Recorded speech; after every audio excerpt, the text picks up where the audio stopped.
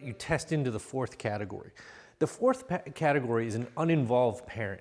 By definition, you can't be at a parenting class if you're an uninvolved parent. So you literally can't test into that. So we just ignore it. How that shows up at SUWS or is represented at SUWS is oftentimes the parent is deceased or incarcerated. None of you seem to be dead nor incarcerated at the current moment, so we're good to go. So we don't have to worry about that. And that would be over here. So this is a parenting spectrum. Again, there's not a right position, but there is a spectrum. So a couple of you identified as permissive. Those of you who didn't identify as permissive, you probably know people in your community or in your circle of folks that you identify with. A permissive parent or someone you would label as a permissive parent. When you think of a permissive parent, what are words, thoughts, or phrases that describe that person? I hate it. You hate it? Yeah. Okay.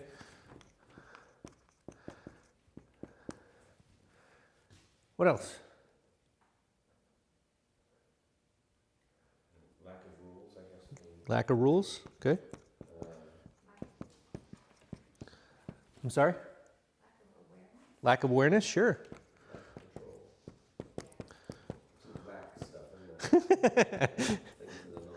Bunch of lackeys. Lack of control. Okay. Afraid. Only if we're permissive parents. What's that? I don't think either one of us are permissive parents. That's fine. So, but you probably can identify people that you know that are permissive. So what would be words or thoughts that describe that person? I don't know if I should do this. When our kids are like, well, their parents let you do this. Yeah. Okay, if their parents are lazy, Yeah. I'm not going to be the lazy parent. Sure. Lazy. What else? Weak. Weak. Sure. What else?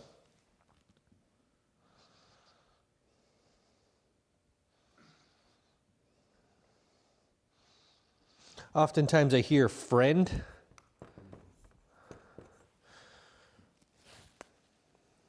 Any others?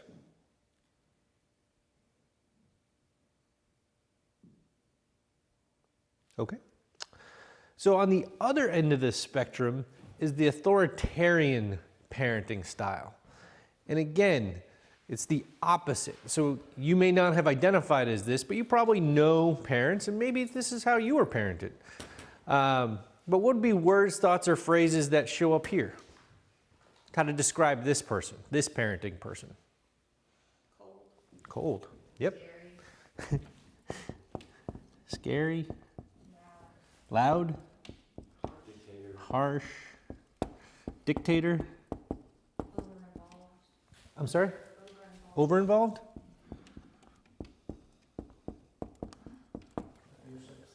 Abusive.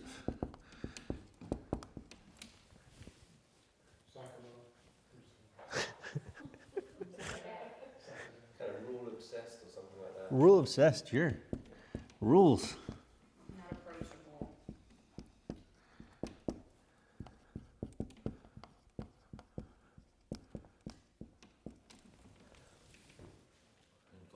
Inflexible. Inflexible. Controlling.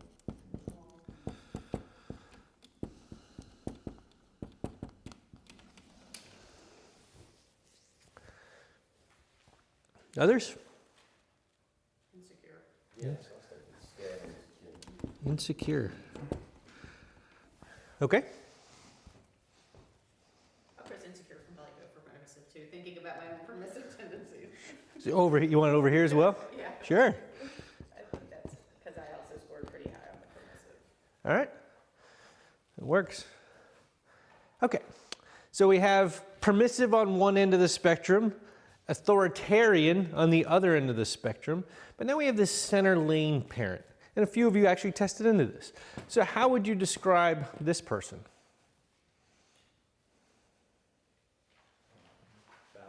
Balanced. Balanced.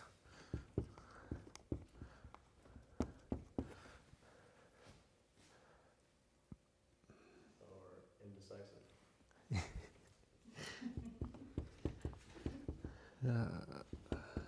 Gonna star that one for a second. What else?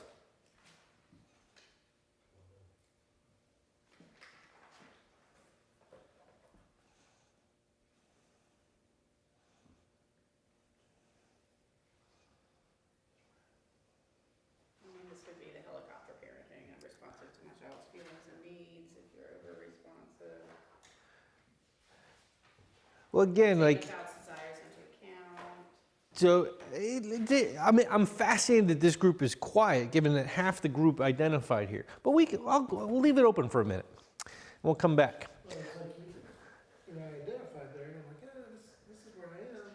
I think this is where I am. This is, you know, I think I am. Mine This. like almost equals the rest of an authority. And it's like, I wanna say, oh, this is where I need to be, this is great. But, you know, I'm sitting in a SUWS class. Yeah, that's what I was. Huh. I'm here for. Yeah. Obviously, I'm doing something wrong. Yeah, fascinating. Maybe Something. I need to be more authoritarian. So let me speak to that. Oh yeah, so maybe I want to come over here. Maybe like if I just did this, if I just did that. Well, interestingly, so when I take this test, this is where I show up. Okay? And frankly, we've known each other for an hour or so. You really insult me as a group. Abusive, harsh dictator?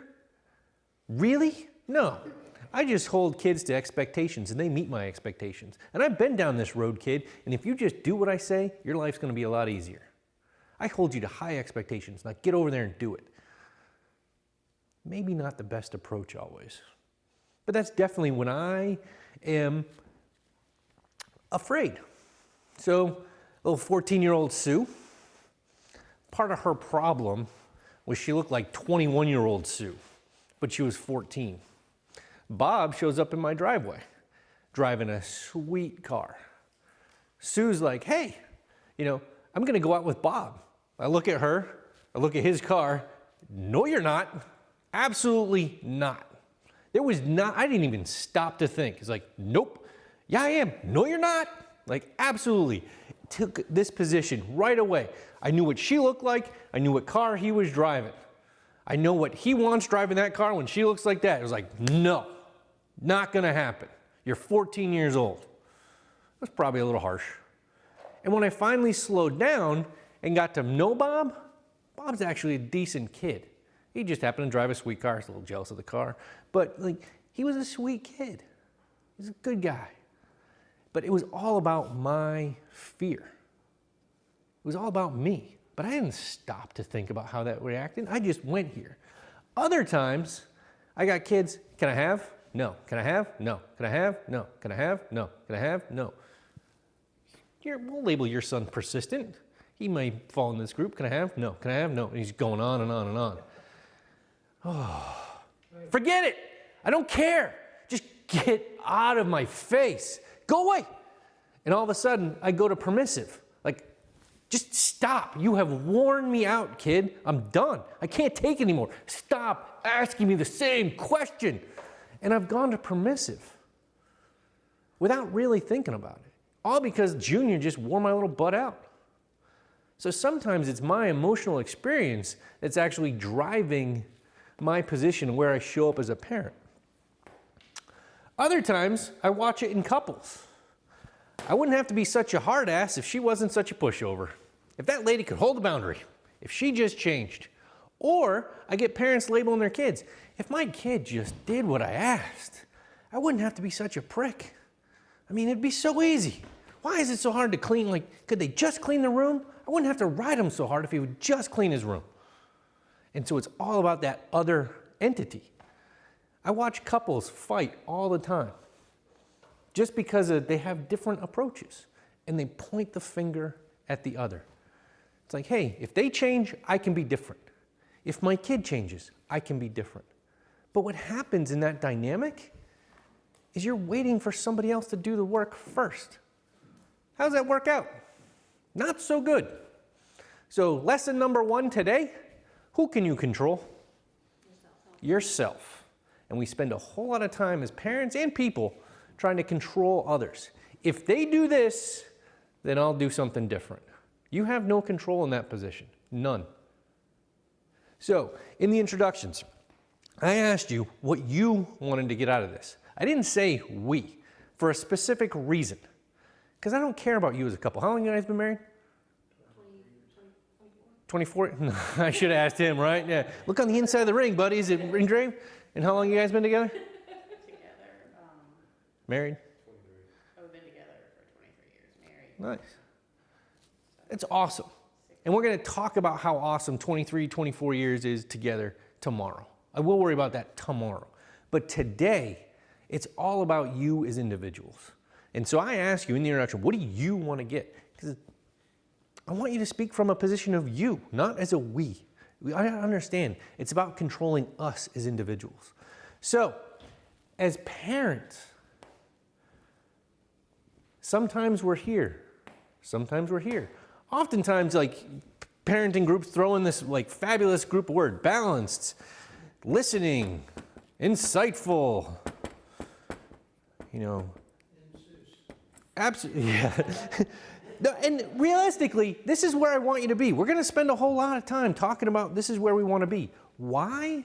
Because research will show you your job as parents is to raise these awesome young adults and awesome adults, right? That's your job, is to teach. Kids who grow up in permissive households, we want our kids to understand. You got to just understand when to stop. You got to understand how to draw that imaginary line. And so a kid that grows up in a permissive household oftentimes doesn't understand where to draw the line because they're so used to mom and dad coming in behind them and cleaning up the mess. Dad knows the judge. Mom made a phone call to the school. Mom's involved in the school. Oftentimes, this is an interesting word on permissive, lazy. Oftentimes, permissive parents aren't lazy. They're the ones that are in the school, they're volunteering for everything, they're baking the muffins that don't have the gluten, don't have the nuts, don't have the chocolate chips, don't have everything you can't bring into a school. Like, they are on it. Every little kid's like, oh, that little kid likes strawberry. That kid gets strawberry frost. I mean, these parents are hyper involved. They are not lazy. They're oftentimes way over involved. But the kids in the permissive household are so used to mom and dad cleaning up the messes, they don't understand consequences. Other times, the kids that grow up in the authoritarian household often don't know how to draw the line for themselves because they're so used to an outside entity, typically their dads, but not always, telling them where that line is. Do that now. Do it again. Now do this. And it's a very commanding place. So they don't understand how to draw the line for themselves. So what happens is when dad's not around, they meet some other kid, that very charismatic kid, that new group of friends who's like, yeah, smoke this now. Let's go do that now. And so they're used to an outside entity telling them where the line is. Maybe that kid doesn't have the same ideas as you do about where the line should be. And so they're looking for an outside agent. So a kid that grows up here understands that they have to draw the line for themselves, and they also understand that if they cross the line, they're responsible for the consequences. Mom and dad don't make them go away. If you would have put that list up there without having taken this test, there's no way I would have put myself in authoritative. I would have been authoritarian. Yeah? It doesn't make sense to me, but then again, I think I've also evolved a little bit going through these for the past couple of years where, I hate to say it, I pick my battles. Absolutely. So I'm not, yeah, sure, my kids will tell you I'm the scariest woman on the planet. Mm-hmm. And I'm loud and I'm harsh. And I have a very sharp tongue. But it's just weird, but I'm getting better at that. So it's kind of weird with this test taken today. I still think I should be an authoritarian. Sure. And even the phrase, I pick my battles. You understand, you probably don't put psychological terms to it, but you understand, like, I am going to wear out. So I'm going to let some things slide because I don't have enough ammunition because Junior is just going to keep coming. Like, they don't slow down and they don't stop and they wear me out. And oftentimes when we wear out, we go over there because we try this, we try this, we try this, we try this, we try this, we try this, we try this. Oh, this is taking a lot of work. Just go away. Just go away. Now, look at the environment you're currently in. Let's pretend you brought home a bad report card when you were a kid. How did your parents respond? Let's just say you brought home a bad grade. That'd be somewhere in the middle there. I don't think it would have been too bad. Okay. That's unusual. I'm not saying you're old, but the general parenting dynamic when we were growing up. Dad would not have been happy. Yeah. It And would have been, Dad would have been a little harsher. That's the norm. Typical norm would have been dad being, wait till your father gets home. The whole leave it to beaver aspect. Oh, here's your muffins, Junior. Like mom is super permissive, everything's gonna be okay, but once you've crossed me, wait till your father gets home. And your parents would generally show up, what are you gonna do about this? You got a bad grade. There was a whole lot of finger pointing going on, maybe at the paper. What are you gonna do about this?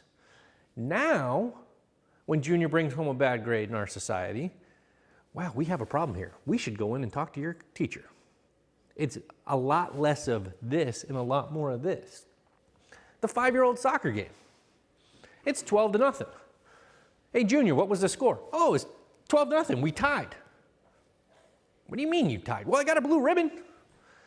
No, everybody gets a blue ribbon now. It's super permissive. How many, did you grow up in, where'd you grow up? In the UK. How many, well, I'm not going to pick on you for a second. I'll pick on you. Where'd you grow up? Delaware. Delaware, perfect. How many graduations did you go to as a kid?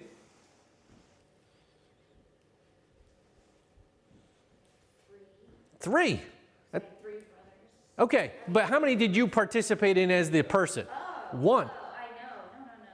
There was no celebration of mediocrity. But let's be honest. You probably were like, I am getting to high school graduation. That's my thing. How many graduations have you been to? Just one. Oh, For your kids? they graduate everything. Yep, graduate from kindergarten. Woo! Like how do you graduate kindergarten? You show up at least a quarter of the time and you're still breathing. Yay, you graduate. Then it's like, yeah, then we're on to 1st grade graduation, 3rd grade graduation, middle school graduation. Now we're going to junior high. Yay, make it junior high. Graduating into 9th grade. Oh, it's ridiculous. And so we are now absolutely in a permissive general parenting paradigm in our society. You know, you got the Leave It to Beaver media representation over here. You got Modern Family. If that dude could hold a boundary, would be amazing. You know, the media representation is this dad who's just a pushover. He's super permissive. So what we're going to ask you to do, I'm not even asking you to be here. I'm asking you to come back one step. You're definitely going to look like the abnormal parent. You will. And people are going to be like, oof, you're harsh. No, we're asking you to be fair and balanced. And what's crazy is you all have other kids. I imagine the other kid is a little bit easier to parent. Ideally, your hardest kid is the one at SUWS. If it's not, well, good luck. But realistically, you have other kids. It doesn't really matter how you parent. There's a statistic out there. It's 87% of American teenagers, it doesn't matter how you parent. They're fine. You know, you're not duct taping them to a post or locking them in a cage. We're not talking about that. But general, like you're here, it doesn't really matter. They're gonna be fine. Piece of cake, easy sailing. However, your SUWS nut is a hard nut. They're part of that 13% where it does matter a little bit about how you parent them. Now, since you all kind of judged me harshly, you also participated in the great American sport of parent judgment. I asked you for general words. I didn't say good words, bad words. A whole bunch of you identified as permissive. It was awesome. But you're also, what else? Like I think you identified as middle, but with a permissive tendency. You identified as permissive. The 2 of you identified as permissive. Does that just describe you? Or are there other words in there that we're missing? What are they? I think you could say caring, understanding. Yes. Those kind of, Caring, loving, understanding. All these fabulous words. and trusting. Sure. Things like that. You know, the flip side of the. Absolutely. But nobody in this class, when I say, give me some words, nobody throws up these words. Because we know that's bad and that's bad, so we're. Really? I didn't know this was. Yeah, I feel yeah, in like some you ways. know what you're doing right. Like I know what I do right as a parent. I'm here, like we gotta throw the bad stuff out. Let's attack what's wrong. Right. You know, like if I cook a meal and it's, you know, like the chicken is awful, but the Brussels sprouts are really good. Like I know the Brussels sprouts are good. Like let's see what's wrong with the chicken so we don't make that mistake again. Yeah. Fair enough. But you also know that every single person in your community is judging you for the reason your kid's at SUWS. Fair? Yes. Like you talk to somebody and they're like, oh, they're at camp? I'm like, yeah, they're at camp. Like, okay, that makes sense. But you guys are being judged left and right, especially this side of the room, because your kids are, in a drug addiction program. And it's, if you just did something different, if you did this, if you did that. And most often what I hear from parents is I try to explain it to people and they cock their head to the side and they're like, you did what to your kid? You did not do anything to your kid. You are not the reason your kid's at SUWS. And oftentimes, the reason I'm highlighting this is oftentimes I watch parents way over-identify. If I just did something different, my kid would be different. My kid would be better. Nah. I constantly, where did I fail? Yeah. Is it really your failure? I am hopefully going to put out there for parts of the next couple of days that, I do want you to be here. I really do want you to be in the center lane. And I think it will be beneficial for your kid, but you're also not the reason your kid's at SUWS.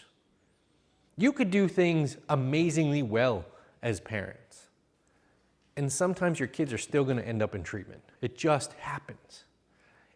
And what happens is parents have this belief that if I do this, then this happens. That's a control position. You are trying to control it. You have this abnormal understanding of what you can do as a parent. I can control every aspect of their little lives. If I did this, then this will happen. No, you cannot control your children. Much like you can't control your spouse or your ex-spouse or your co-parent, you can't control anybody on the face of the earth other than yourself. So if you have a belief system, if I did this, Junior would not have ended up in SUWS, that is a control position. You got to get rid of it because you're going to drive yourself bananas. Now, the rest of America is still going to judge you. It just happens. It's great. We judge parents all the time. It's hilarious, especially coming into the winter holiday season. It's great watching that. Go to Target, Walmart, judge parents all day long. Super fun. All right? But you got to get over the fact you're not responsible for your kids being at SUWS. And there's all these fabulous qualities, caring, loving, that I want you to honor.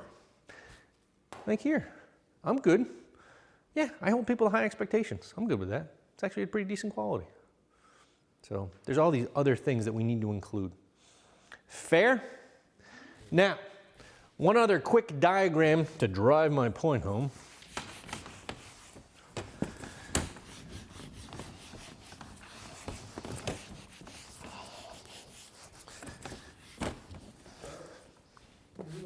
You asked all these questions. I did this for where we are now. Yeah. Because I think we've shifted, because I went from more of an authoritarianism when they were younger, Mm-hmm. with Ringo especially. And I went left a little bit, and because our son had troubles in middle school, Mm-hmm. and we hammered down. And I mean hammered down. He spent summers inside the house or running track. Mhm. Finally he was like, I give. I'll be a good kid. And now he's, but my daughter we never had anything with her, never a peep. Until one day she walked in and said, I think I want to be a boy. And then everything kind of went to hell in a handbasket from there. So I mean, when you look at this stuff, there are shifts. Absolutely. There. Mm-hmm. There's shifts in their own individual development from a 3-year-old to a 11-year-old to a 14-year-old to a 17-year-old, and you're all going through a family shift. By the time you can age into SUWS, your family is in a shift. You are going from a position of control to a position of influence. Whether you like it or not, you're moving in that shift. But there's also this idea of you start to recognize your kids' own tendencies in psychology. So some kids you're going to maybe be a little bit more authoritative or authoritarian or permissive depending on their own kind of makeup and what they're doing. Some kids are, very trustworthy. It's like, I can give them a little more rope. Other kids are like, wow, that kid's a pretty sneaky little guy. I can't give him that much rope. So you're going to navigate this, but we're going to try to come back to this center lane because it's going to work best with SUWS kids. But it's not unusual that parents shift. You should shift. Because if you're one way the whole time, you're probably not going to get the desired outcome you want. So, this other diagram, I hate the word, but I'm going to use it for this diagram, is control. So over here we have low control, here we have high control. The y-axis would be levels of warmth, so high warmth, low warmth. So if you have low warmth and low control, that's that uninvolved parent.